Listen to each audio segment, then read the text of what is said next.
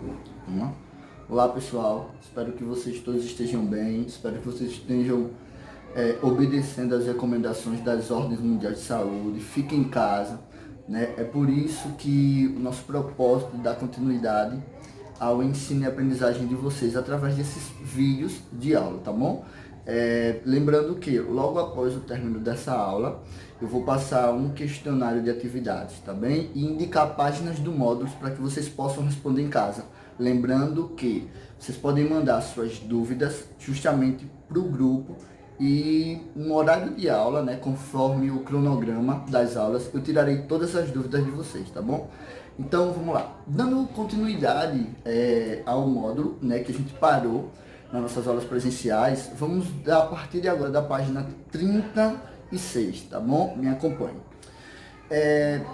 A página 36 é a escravidão aqui no Brasil, né? Como vocês sabem, existe até hoje uma luta muito grande dos descendentes afro-brasileiros no Brasil para reconhecerem o seu espaço, para que eles possam ser tratados de forma leal, né, na sociedade brasileira. A gente sabe que tem muitas leis que favorecem, justamente, que ajudam esse reconhecimento do negro no Brasil. Só que para falar um pouquinho sobre esse pós-escravidão, é necessário entender as leis criadas por Dom Pedro II, ainda no Segundo Império Brasileiro. Foram quatro leis. Vamos lá. A primeira delas foi assinada em 1850, né, que foi justamente a Lei Eusébio de Queiroz, e chegava ao fim do tráfico de escravos aqui para o Brasil. A segunda delas ficou conhecida como Lei do Ventre Livre, né, que foi assinada em 1871, né, que dava liberdade ao escravo nascido no engenho, né, a partir do momento da assinatura da lei. Então, quando ele fazia 18 anos, ele era libertado, obrigatoriamente libertado, ele era livre. Né? A terceira delas, pessoal, foi em 1885, né, que foi justamente a lei do sexagenário. Né? A lei do sexagenário permitia que o escravo de 60 anos ele fosse libertado, né? Fosse assinada sua carta de euforia. Né? A carta de euforia era justamente um documento que garantia a liberdade desse escravo. A última delas, e a mais importante, assinada justamente pela princesa Isabel, uma das filhas do nosso querido imperador, né, foi a Lei Áurea, assinada no dia 13 de maio de 1888. Ela proibia de todas as formas a escravidão do negro aqui no Brasil. Lembrando que, aí vem a pergunta, professor, será que adiantou essas leis?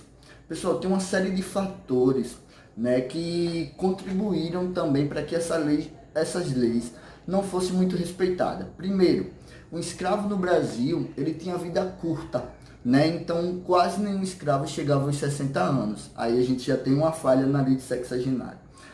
Outro, né, se você nascesse numa senzala, fosse criado com a sua mãe até os 18 anos, né, sem conhecer o mundo lá fora, você não teria como ter essa sua liberdade. Mais uma falha na lei do ventre livre. E a lei do Eusébio de Queiroz, né, ela nunca foi respeitada e o tráfico, apesar de diminuir, ele nunca acabou. Mas a questão aqui do módulo, né, quero que vocês acompanhem aí na página 36, é justamente essa pós-escravidão, né, justamente no período da República.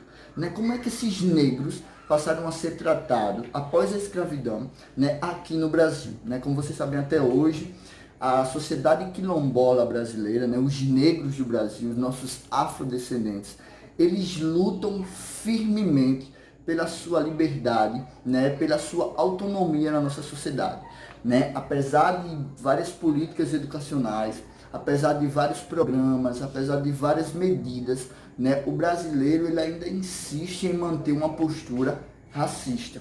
Né? Mas é através da educação que vamos quebrar justamente esse padrão, né? Esses estigmas, tá bom? Pessoal, e a luta ela permanece até hoje, né? Então vamos lá.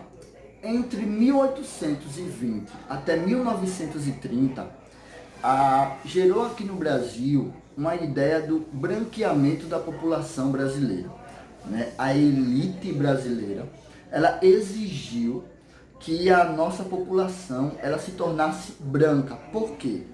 Você deve estar me perguntando, mas professor, a população branca, né? Como vocês sabem, pessoal, a maioria na nossa população hoje é negra, né? Cerca de 42% da população brasileira, ela é negra, né? E isso é um contexto que prevalece desde o período da República, desde o início da República lá com a famosa República da Espada, espero que vocês se lembrem. E ela permanece, né? E ela permanece uma população negra, né? Só que no início da República, como eu falei para vocês, de 1820 até 1930, houve uma tentativa desse branqueamento, né? Desse clareamento. É quando acontece justamente a chegada dos imigrantes aqui no Brasil, né? Essa tentativa ela é frustrada, tá bom? A nossa população ela continua negra e a partir daí se começa uma luta na nossa sociedade para que o negro ele possa ter o seu espaço garantido. Igualdade no emprego, igualdade na questão educacional, né? Igualdade diante da sociedade. E essa luta, ela veio com muito tempo, tá bom? Então a gente vai ressaltar alguns nomes de pessoas, de negros, extremamente importantes para que essa luta acontecesse, né? Como um exemplo, vamos citar aqui um negro muito famoso do nosso estado, que é justamente o cantor Djavan, né? Ele é muito conhecido no cenário nacional, né? E ele mantém essa bandeira, essa luta até hoje, né? Então o que é que acontece? Propostas foram criadas, né? Propostas na questão educacional, na questão política, para que o negro tivesse o seu espaço na sociedade. A República ela começa justamente com essa ideia de clareamento, mas essa ideia ela não dá certo. E a partir daí, dessas ideias, vão criando pequenos focos de resistência negra aqui no Brasil. O primeiro deles, pessoal, é a criação da imprensa negra, né? Aonde essa imprensa ela valorizava justamente a figura do negro e mostrava o trabalho exclusivo desses caras, como na literatura, né, no jornalismo, na arte e assim por diante, e assim sucessivamente. Outro ponto que se deve se tratar também é justamente a criação do primeiro partido político negro, né, que aconteceu justamente no Brasil. Para quem quiser acompanhar aí, essa informação ela está justamente na página, no módulo, tá bom? Na página 41, tá bem? Que é a Frente Negra Brasileira, né? Era um partido de caráter democrático, né? E que veio para justamente garantir o direito e exercer os direitos do negro na nossa sociedade. Outro ponto a se tratar, quero que vocês olhem aí no módulo, justamente são as questões educacionais. Né? Vocês sabem que aqui no Brasil, até hoje, permanece um grande debate sobre as questões das cotas raciais nas universidades públicas. Uns são a favor, outros contra, né? Mas o importante mesmo é a gente lembrar que as cotas raciais ela não diminuem a capacidade intelectual dos nossos afrodescendentes. Ao contrário, ela tenta diminuir uma dívida muito grande que temos com essa população pelo fato da escravidão, né? Que vocês viram lá no 8º ano. É bom também lembrar vocês que aí no módulo, nas páginas 42, 43 e 44, apresento aí personalidades negras, tá bom? Que foram justamente símbolos de luta e de resistência na nossa sociedade para que a figura do negro fosse valorizada. Lembrando que Maria Firmino dos Reis, tá bom? A primeira mulher a passar em um concurso público para professora e negra aqui no Brasil. O segundo é justamente Machado de Assis, né? Além de negro, tinha o fator dele ser um comunista, né? E ele lutou também pela sociedade, né? Você tem Chiquinha Gonzaga, uma grande, como posso dizer, maiores musicistas do cenário nacional brasileiro. Você tem Nilo Peçanha, um dos homens que lutaram pela abolição e chegou até ser presidente do Brasil, tá bom? Você tem Mãe Menininha, tá bom? A gente tem também um outro grande musicista brasileiro e amigo até mesmo de Chiquinha Gonzaga, que é justamente Pixinguinha, tá bem? E do outro lado você tem um grande nome do cinema brasileiro, um dos grandes artistas do Brasil, que é justamente o Grande Otelo.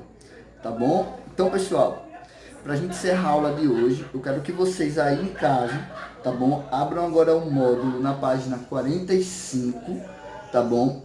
E completem o nosso mapa mental, tá bom? Então a aula de hoje fica por aqui. Espero que vocês estudem e o segredo aqui e o recado do professor: fiquem em casa. Valeu!